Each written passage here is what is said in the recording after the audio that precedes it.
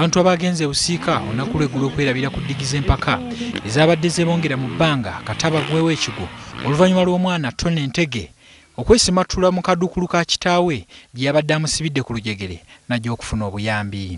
Ntege azadduka ng'ayagala bakuumaddembe bamutaase ku kitaawe amufuukidde ekizibu olw'okumutulugunya buli lukyanga oluusi abeera talina musango gw'akoze. Okusinziira ku Ntege, nnyina yamutuma okutunda emmwanyi wabula ensimbi ne zimugwako awo we waava obuzibu. Nali ntunze emmwanyi za maama sente ne zingwako 200 n'ensula ewa Uncle Sam.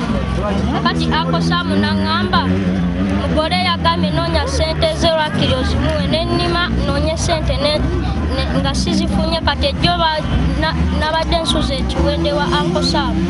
Tata najja ekiro n'atandika okundeeta maama nga bankuba olujegere ne bansuza mu nju ne bansiba olujegere ku gaali nga bankuba.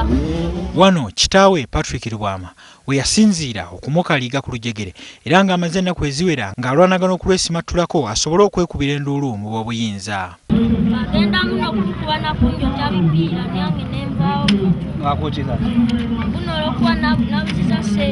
Atuukidde ku poliisi y'e Busiika era ng'abasirikale bamwaniriza bulungi ne beeyama okumuyamba naddala nga banoonya kitaawe abadde amutulugunya. Omwana ono tufunye lipoota essaawa zino.